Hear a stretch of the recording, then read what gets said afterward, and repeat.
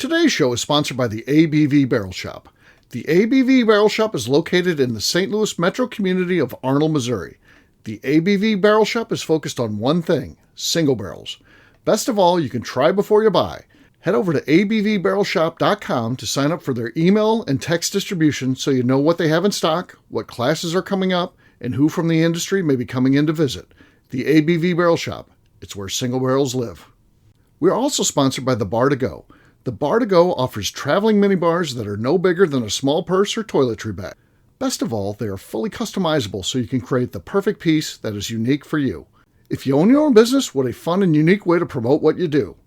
Check them out online at thebar2go.com. That is the number 2 in the Bar to Go. If you have wholesale questions, call my friend Isabel Clark at 504-481-1297. Finally, we are sponsored by the Neely Family Distillery. NFD is a family-owned business that keeps ringing up awards in the spirits world. Head to Sparta, Kentucky to experience the family history, award-winning spirits, and meet the Neely family. Check them out online at neelyfamilydistillery.com. Now, on to the show. Let's drink!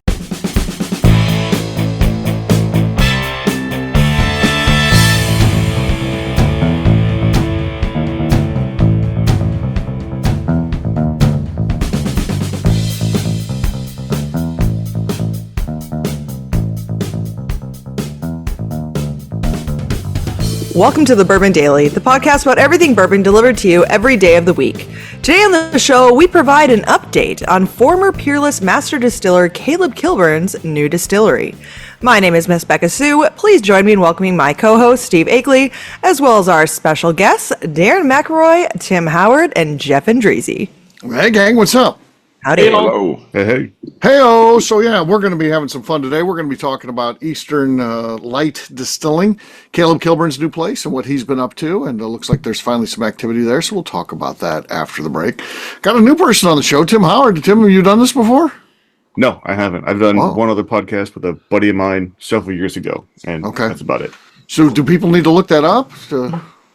You can. It's the Lost Losers podcast. I haven't talked to him in a while, but yeah, he's still doing it as far as I know. Oh, the Lost Losers. And the show just keeps going without you, though. You would have thought not being on there would have been it would have killed it. No, I killed it by being on it. So maybe.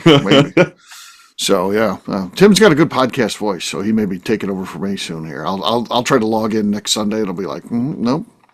Tim Howard has started the meeting. I could do that. Yeah. It just sounds like it. I got a nice deep voice. Yeah. There you go. But before we get to all that, Jeff said there's something he wanted to talk about. What is that, Jeff? Yeah. How would you describe your perfect summer weekend? Okay. Perfect summer weekend. For me, this is an easy one. Nothing on the schedule and plenty of things to grill. Yes, that's the perfect weekend for me. I just like downtime these days. That's what I appreciate, downtime. Yeah, hanging out. It was kind of like that this weekend, so it was nice. Yeah. Huh. I think I don't do well with nothing on my schedule. Really? I get bored and have to do something. Mm-hmm. Yesterday was a pretty good day, honestly. I went grilled a steak in the morning. Like woke up and was like, I'm gonna grill the steak for now because I'm going out later this afternoon. So sure. Breakfast steak and eggs never can go wrong. Then went down to Demetrius Kane's place for a little bit, hung out with him, and then came back up here and went to my sister's house and played board games. So okay, that's was pretty dandy. Darren's perfect day is pestering as many people as possible. Yeah. Yep. Yeah. Mm-hmm. I'm bored. You have to deal with me. Okay. What board game was involved? We played a new one that she just got called Quacks of Quindeville. Uh-huh. Is that the exact name? Am I hanging up behind Jeff there? I think a little weird. I think Jeff has a photo of me behind him. Yeah. Wow. Only one photo, nice. Jeff? Come on, step up your Akeley montage. My wife gave me that, and I said, I have got to hang that up. It's temporarily hanging from the valance. Okay. Wow. That's nice. Yeah, that's temporary solutions become permanent after a while. If you don't I don't know what the raccoon is there for, but right. Yeah. Covering up something important. Yeah, I think we If don't. that raccoon was not there, we would not want to see it.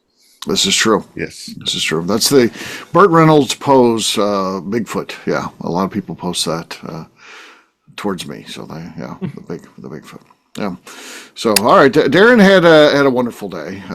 What about you, Tim? What's a perfect weekend? It's the same as you, Steve. Just downtime. Yeah, But downtime's good. the hard part is also feeling I'm not missing out or forgetting to do something, right? So just let downtime without missing anything, or feeling like I should be doing something else. Yeah. Well, yeah, that's hard to do. It's hard to do. I'm always missing something, or need to do something, or should be doing something. Yeah. Definitely a lot of that stuff goes on. So, and that's why people always ask me about stuff in the future, and I don't even think about it. I'm just trying to get through whatever's next on the to do. So, 3 days at a time. I'm getting the questions about. So, what's the details? Give me the details on the Jack Daniels thing. Well, I've kind of already sent out the basic agenda, and that's really it. You got the full details. And by the way, that's August 20th. I'm not thinking about August 20th. It's not even August 1st yet. I don't think about August 20th until the 18th of August. Exactly. Me Steve, too. Are we even thinking about this weekend yet? Because no, we're not. We have our anniversary celebration and all these events and stuff like that. We haven't even started on that. I mean, we're promised to work on it tomorrow, so we'll see. Hopefully, we get to it. I hope, because it's a big deal. If not, it may be just like, hey, it's just open house style celebration. What about all this other stuff you promised? No, that was not promised. That was that was just People in a ringing cash register. That is going to be a great weekend. That would be a great weekend. Yes, For sure. That's truly the ultimate weekend. Ringing cash register. Jeff, how about you, man? Ultimate. So for me, it's really weather dependent. So I love 75 to 80 degrees, so I can be outside a lot. Low humidity. So you live in northern Minnesota, and West. You Central. get that. You get that for 4 times a year or something like that. That's when you're having a heat wave, right? Yeah. Peak season is July for that. So we get a little breeze, but it's going to involve some family. For me too, it's cooking. So I'd like to pull out the pit and throw some, throw a brisket on there, or maybe some ribs. And we're just hanging out. We're playing some yard games, whatever it might be. The grandkids are running the dirt bikes around. And after we're done eating, we're going to sit around the campfire and just hang out. And the mosquitoes they're gone, and we're going to make some s'mores, and it just winds down. But it's just a nice, quiet, and you started it right, Steve. There's no other plans. I don't have work to do. I can just. Right. Even though it feels a little busy when there's people around, it's just relaxing, and we're doing our thing and doing our thing. I just look forward to those. Yeah. Well, I can't wait till you escape to the balmy South Dakota, where you just get to enjoy good weather year round. It has year-round warm weather that you'll get to enjoy, and don't have to deal with the elements like you do in Minnesota. Beautiful. It's so nice and warm. Yeah, the joints will feel better. I mean, everything's just going to be better for you when you get there. Yeah. I know it. I'm getting close too.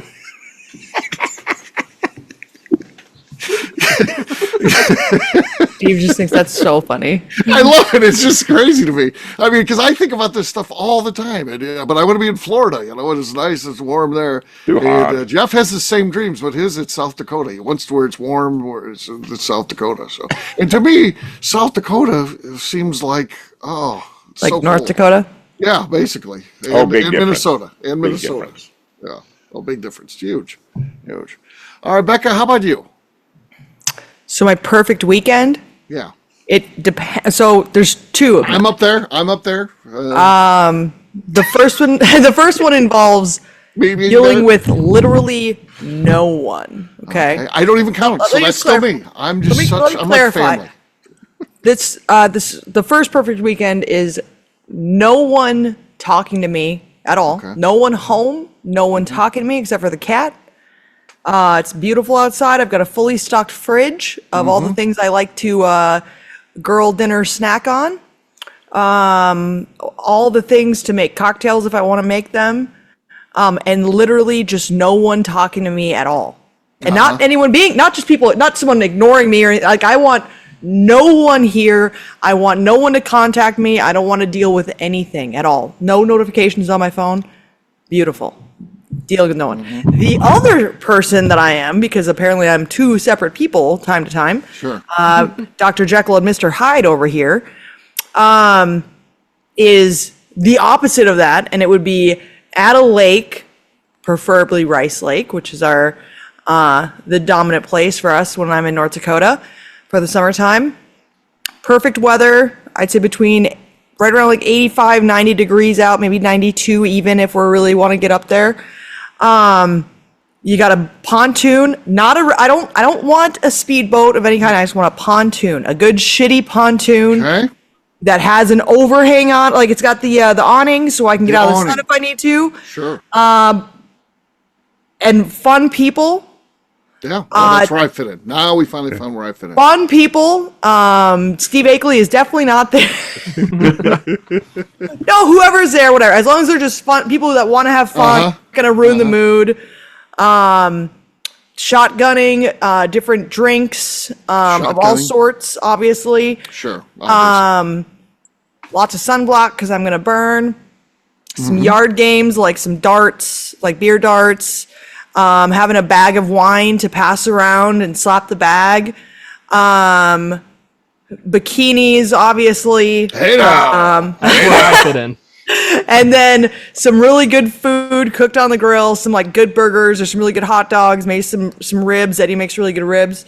And then just like transitioning nicely into the evening and like people are showing up, having a good time. You got the fire going, you got some beer pong and low mosquitoes, obviously. That's a major thing. Right. Clear sky, not even a breeze at night. Clear sky, you can see every single star up there. This is very specific. Wow. Oh yeah, I can visualize all these times. There's a lot of where's look at the cat on the shoulder there. Yeah, but that's right. That's like one of the most perfect like social evenings in the summertime.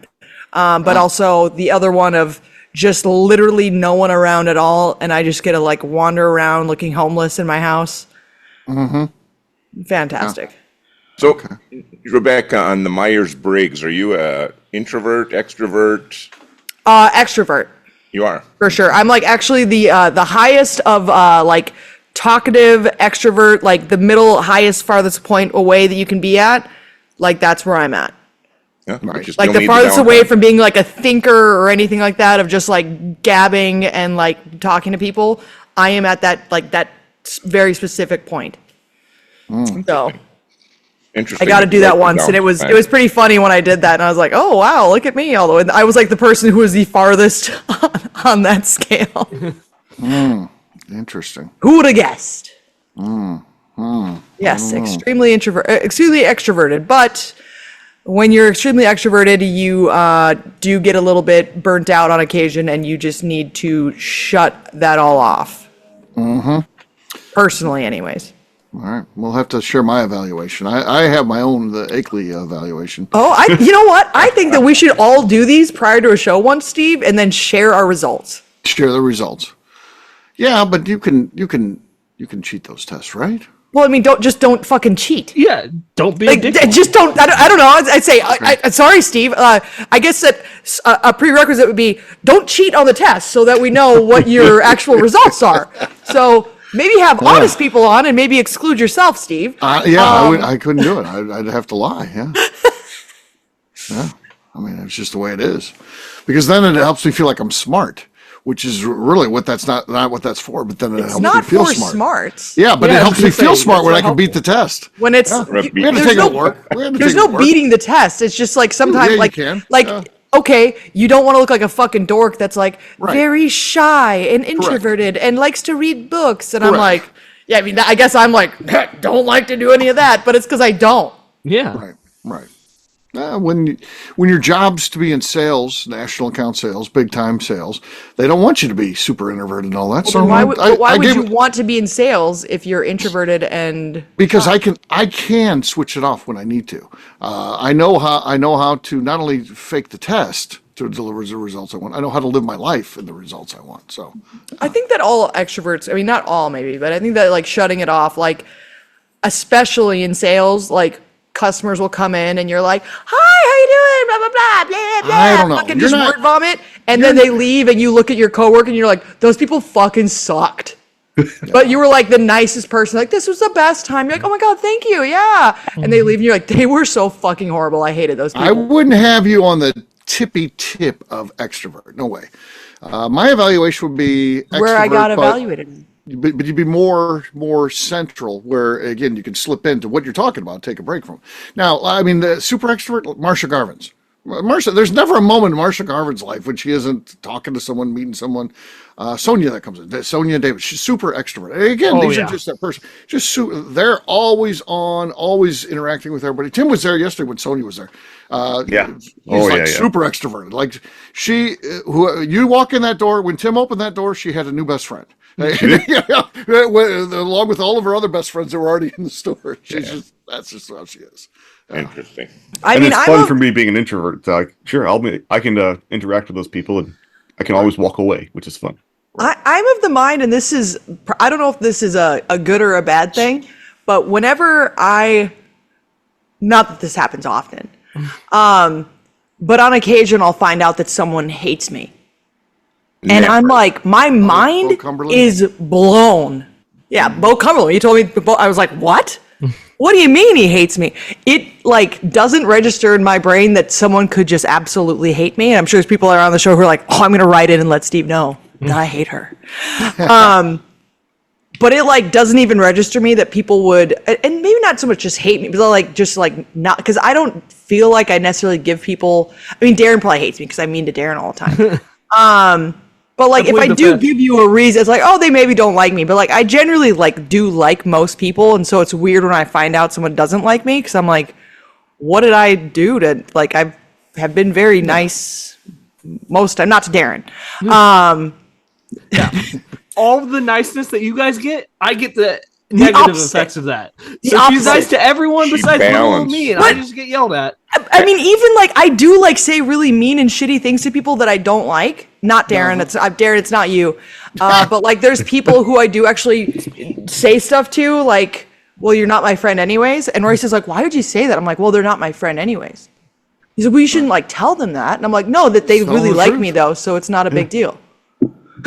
No, there you go. The cat is. It looks like cat wants on the show.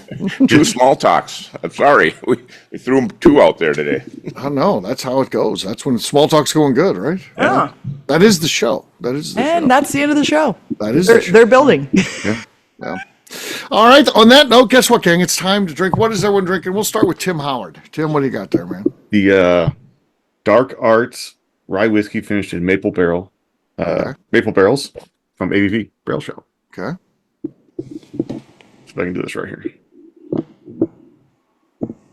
Nothing. Well, I thought it was going to be good because his microphone is really picking up all kinds of stuff there. But right. I think it got the pop filter where it took that out of there. So I might have to turn that off. Oh man! All right, Darren's ready to go. What's he got there? I got some J. Henry and Sons straight rye whiskey. Okay. That's good for Darren. So yeah, he's got the lead. Beka, what do you got there? Already this week, and that's good for me. That means it's good for anyone. It's good for you.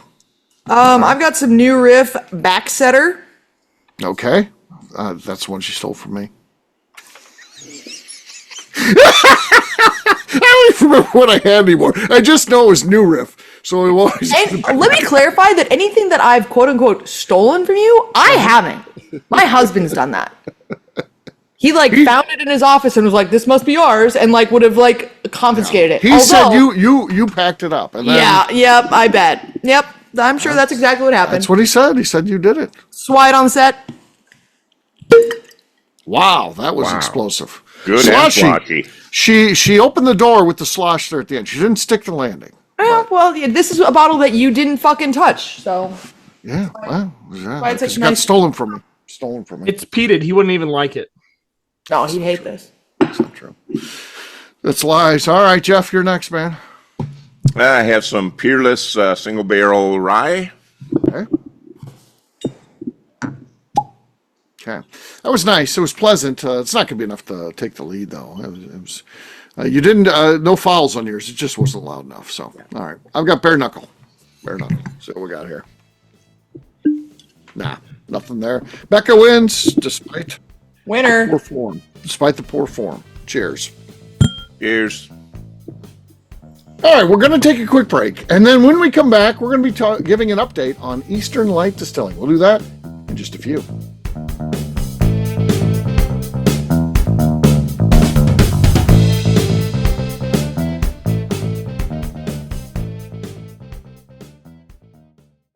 Okay, let's talk about the people that make these shows happen. First up is the Stave and Thief Society. Via their in-person class at Moonshine University in Louisville, Kentucky, the Stave and Thief Society is the place where you, a bourbon enthusiast, can expand your knowledge and emerge an executive bourbon steward. In 2017, I completed my executive bourbon steward certification.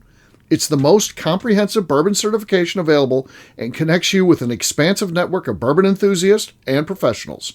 Check out the full listing of in-person and online certifications and join the society today by enrolling at staveandthief.com. Speaking of Executive Bourbon Steward certification, the ABV Barrel Shop in St. Louis, Missouri has developed a unique partnership with the Stave and Thief Society to offer a preparatory class to assist you in getting your Executive Bourbon Steward certification. This prep class costs only $25 and is available to take live or online via Zoom. Graduates of our class receive a coupon code good for 15% off your Executive Bourbon Steward certification held in Louisville, Kentucky.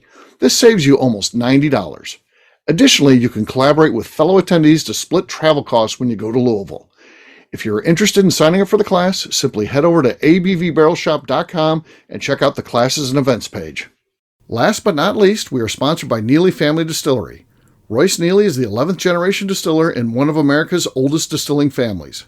A visit to Neely Family Distillery takes you through family history, where you can see all the artifacts and newspaper clippings through the years from this family that started distilling in America after James Neely arrived from Northern Ireland in 1740. Today, Royce Neely and his team are crafting some of the best spirits in America. Their bourbon and absinthe offerings keep winning top honors in the spirits competitions. Recently, their absinthe made history as the first platinum winner in the absinthe category at the San Francisco Spirits Competition. Neely Family Distillery is definitely a bucket list destination if you are a bourbon fan. Learn more about their spirit offerings, visiting their facility, and the awards they have collected over at neelyfamilydistillery.com.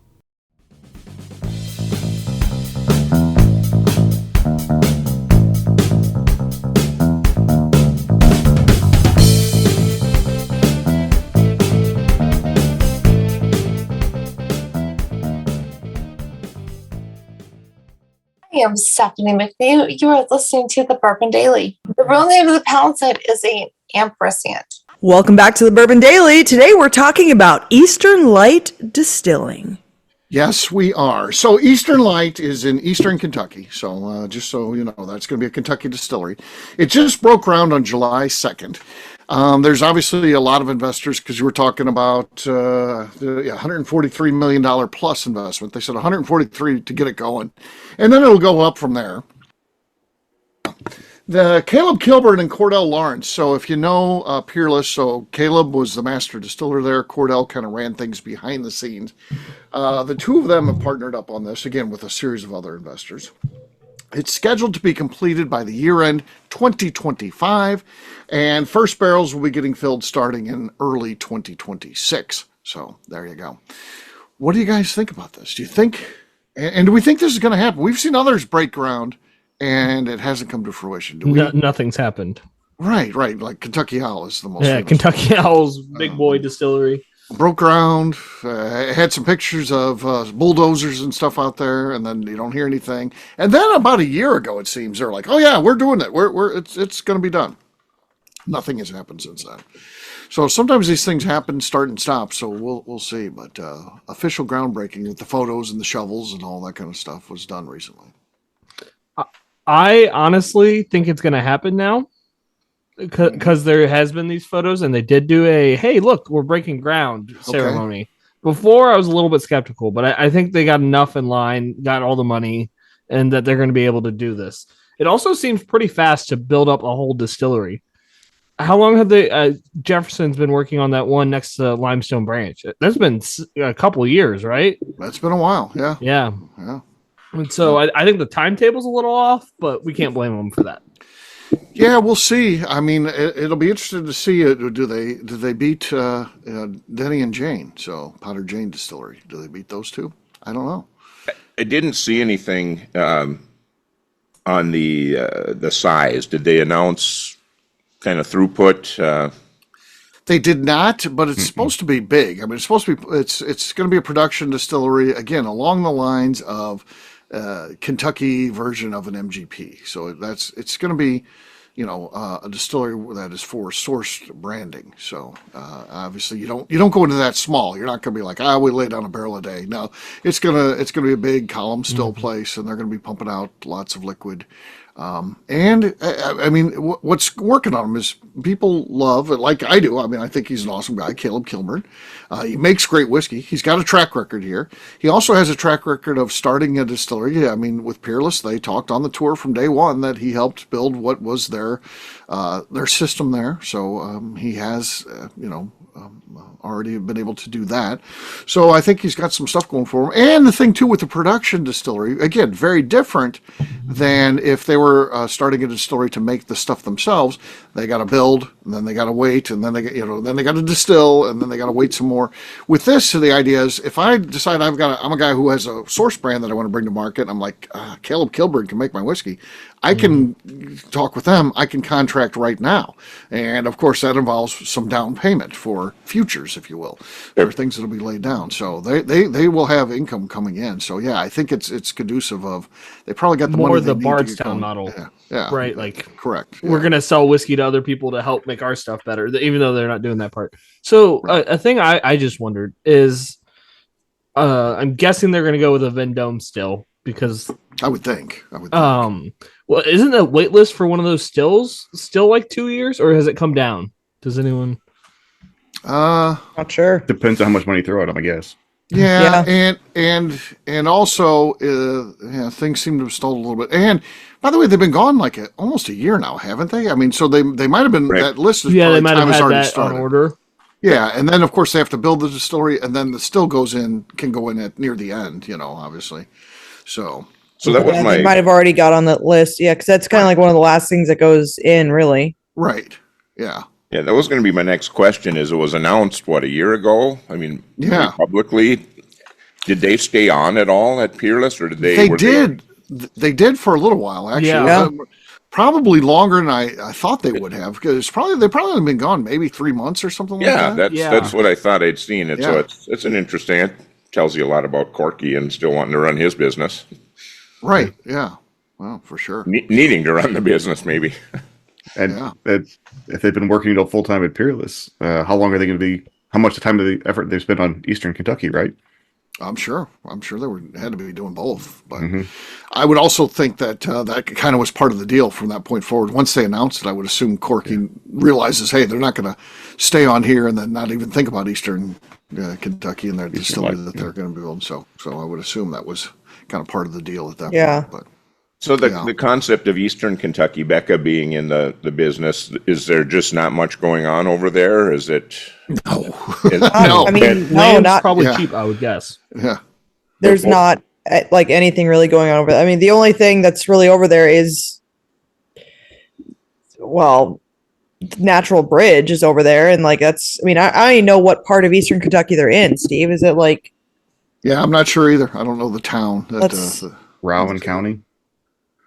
So yeah, but I know that there's nothing there, and they're not setting it up as a place where you come and visit or anything like that. So it's not like they're looking for tourism dollars or anything. So that's an interesting model to have as well. But also, if you don't have to deal with regular customers, like I get that, like that's nice. But sometimes that's what keeps the lights on is. Yeah. What their problem would be is they probably have just enough to be annoying, because they're just probably far enough out of the way in Eastern Kentucky that comes somebody like, hey, I want to see what Caleb Kilburn's doing. So they would get some interest, but again, if you're not getting enough volume, that's you got to have someone employed to do that, or everyone's got to stop what they're doing to help them if someone shows up. So I can kind of see what's the difference over there. Is it lack of farmland? Is it other infrastructure? What keeps it away from there? I mean, I think lack of infrastructure is a thing. It's also been notoriously one of the poorest areas in the country, not even in Kentucky, but in the country. Sure. So, I mean, I don't know a whole lot about this. I just know what from Royce. I mean, he was his family was from Eastern Kentucky. It's really close to, it's almost directly east of Lexington. And it's like right close to the 3-corner of like West Virginia, Ohio, Kentucky, where all three of those touch is kind of like where that county's at. Gotcha. But yeah, it's definitely like more of a like poorer area for sure. Yeah. And that's been a big thing. I mean, if you read the press releases, it's big into bringing jobs to the area and things like that. Yeah. So there's a recognition that, this is an area that could use some help. And I guess Caleb, has some history in that area as well and wants to, help out his hometown, which is cool. So, I think that's admirable and which is cool. Yeah. And I hope it happens. I mean, like, there's so many of these places opening up. Right. Like, that's the only downside is like there's so many of them that are like trying to open. But surely to God, a couple of them will work out.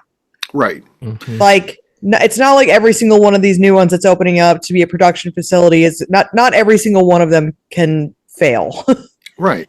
And Caleb's obviously a super smart guy. And already has like proven himself as a distiller. So that obviously is a big deal. And let's just talk about life for a second here. So I'm a 56-year-old guy and I don't have any money or anything like that, but people have money as they get later in their career and they can decide to do things like start a brand or something like that. I'm of that age where people get to do those type of things.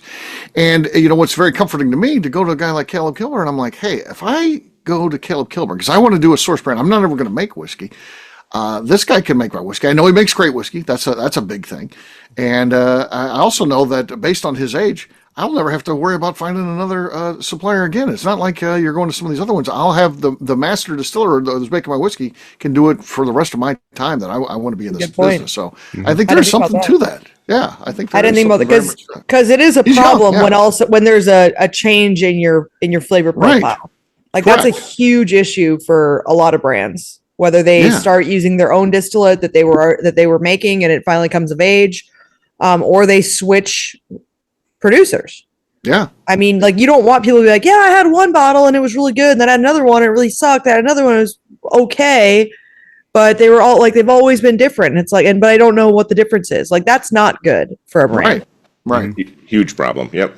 Yeah. So I like the fact he's got, Cordell Lawrence with, you got the business side. We've talked about that before, like craft beer.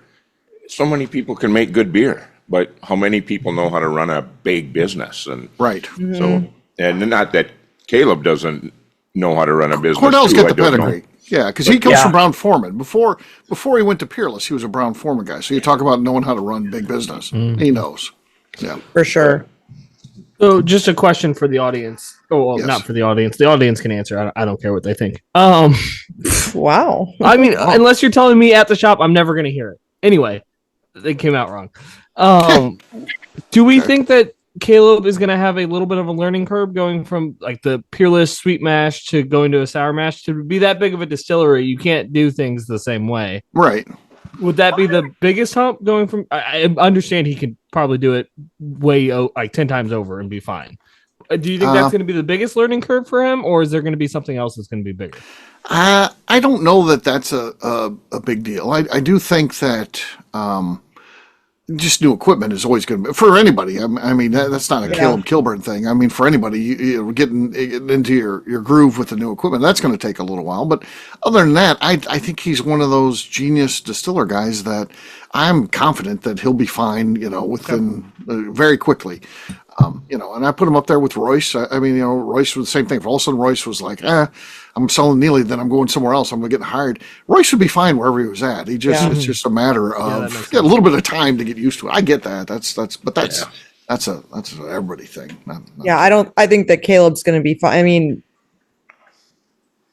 I don't want to say a still is not just a still, but if you understand the workings of it, then I think that he'll be able to figure that stuff out just fine, like stills and sweet or sour. Like, I mean, I don't think that way. I think that training people will be the biggest curve for, like, I know that he's trained people, but he's going to have a pretty large workforce. And I think that training people and getting dependable people or training them to be dependable will probably be the hardest part. Not that I'm not saying that Caleb can't train people. I'm just saying that finding people who are good at a job seems to be difficult these days. And so I think that'll probably be the hardest. That's a big thing. Yeah. Caleb in Kentucky. Can he attract experience? To go to Eastern Kentucky, and maybe not even experience, just like finding the appropriate people that are trainable and you can depend on, because that takes a while to find someone that can be your second in command of the distilling practices and all those things. And are you sure that they're cleaning things the right way and they're not just like, oh well, he's not here, so it does it really matter if I do this? So finding trustworthy and good trainable people will probably be the hardest part for Caleb.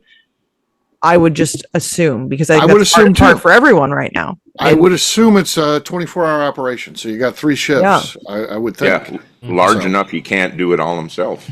Right. Exactly. Right. And that's always a challenge. So yeah, but for many reasons. So yeah, and being able to trust someone else with what is literally his baby, I think that'll probably be a hard thing for him as well, because delegating. That's rough. It's he can't work there right 24/7. Yeah. So. And, another tough thing I would assume, and again, this isn't a Caleb Kilburn thing, it's an industry thing, yeah. but we are, as we sit here recording this podcast, we are probably 6 years, 5.5 years from getting some good stuff that Caleb's making, right? I mean, it's going to, you're looking at more than a year and a half until it's open. The first barrels will be laid down in a little bit over a year and a half. And then we got to wait. And we saw him do pretty good with the sweet mash. Again, he's probably not going to be sweet mashing, but we saw him do good with the sweet mash and a rye. But again, that was at least 3 years old when they started doing that. So even if he catches it at gets something good that's good at an early age, like a rye, we're still 5 years away from trying anything. So it's a long time. Well, and here's the other thing, Steve. How are we going to even know when we do taste it? Right. Yeah. We're not going to know. We might not. Because depends on how they do things. Like Bardstown has a weird thing where they're like they tell you who they work with, and it's in their gift shop even and stuff. But not everybody does that. Right, exactly. We might not know. And also, if it just and you don't have to say the city, you just have to say the state. Right, correct. Of where it was produced at. So we'll have no idea unless they do let their partners put that on there. Yeah, and that's want to. That's a question for Cordell and for Caleb, I guess, because I would assume, again, he's such a well-known entity. I would assume that sourcing partners would want that information out there. They'd be like, "Hey, Caleb Kilburn made this." I would think. But here's the thing as well. You do want that out there when your stuff is truly of age, right? When right, it's older. But there's plenty of source brands who buy stuff that's 6 months old, 1 year old. That's and I don't think they want that. And so they probably will start selling stuff at a young age, right? But they're not going to probably let them say that they are. Yeah, probably, maybe not. I don't know. I mean, it just depends, I guess, how good it tastes. But it'll probably be out there sooner than we realize, and you just won't know that what you're drinking is from them. Yeah. Good point.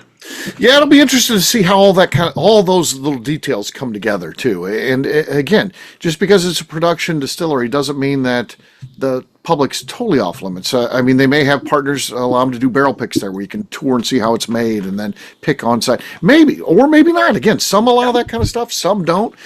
We have no insight as to how they're going to be doing that kind of stuff. So that stuff's all to be determined, and we'll see as they open this up. And like I said, about a year and a half. So it'll be fun. But there's a quick update, and I thought it'd be worth talking about this place. As I saw that ground being broken, I thought that was very interesting. It's looking like, it's moving ahead. So good on them. So we'll see. Well, we'll wrap this one up as we always do by talking about where people can find us. Tim, we're going to start with you. Where can people find you? Facebook. That's it. Where on Facebook, Tim? I found him. Yeah, I it's just found him. Facebook at Tim Howard. I think that's what it is. I don't really know. Okay. I'm new at it still. Okay, all right. Facebook. Yeah, I mean, all they know is Tim at this point because it's not in the show notes or anything. It's Facebook at Tim Howard. That'll be Tim where it Howard. is. Okay. We'll find for Tim Howard. Yeah, There he is. I just there's people right away on Facebook looking for just Tim. Tim. I wonder if this Scrolling one's through him. all of the Tims. I'm you going still to send might a not friend be able to request. find I me. wonder if it's him. Yeah. All right. Jeff, how about you? Yeah, Facebook, Instagram, and the Cigar Dojo, Jeff Andreezy, 2 I's and 2 Z's. Wow. All right, Darren. You can find me on Instagram at The Bourbon Adventures. Miss Beka Sue. You can find me on Twitter and on Instagram at Miss Beka Sue, 1K, no C's. All right, for me, I'm an easy to find. I'm at Steve Akeley on Twitter, Instagram, or Facebook. I've got a website, steveakeley.com. We've also got a company website, abvnetwork.com. That's the one you got to check out. Everything that we do is out there. Previous shows, blogs, so much more. abvnetwork.com. Come by and see me, the ABV Barrel Shop. You never know what's going on. Sometimes we're recording shows there. Sometimes we got guests from the industry in there. Sometimes people from competitor liquor stores come in and see us. That happened just the other day. Surprise visit. So, yeah, you never know what's going on. Check us out online, abvbarrelshop.com. Ms. Beka Sue, anything else to say before we get out of here? I'd just like to remind the audience to please give us a 5-star review that includes comments. It helps new people find the show, which is very important to us. If you like what we're doing, we ask you please visit our Patreon page at patreon.com/the ABV Network. Great job today, gang. For our audience, we'll have a brand new show for you tomorrow. Looking forward to that. Until then, take care, everybody. See ya. Bye. Bye.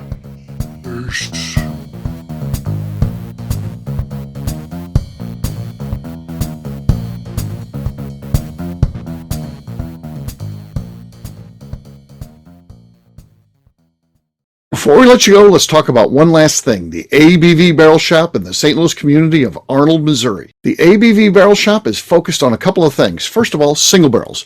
We are the place where single barrels live. We go to distilleries, taste through the whiskey, select the best barrel, and have it shipped to our store where we present it to you, our customers, by allowing you to try before you buy. We're also known for the classes that we have in our education center in the store, as well as the events we have with industry professionals from the bourbon business.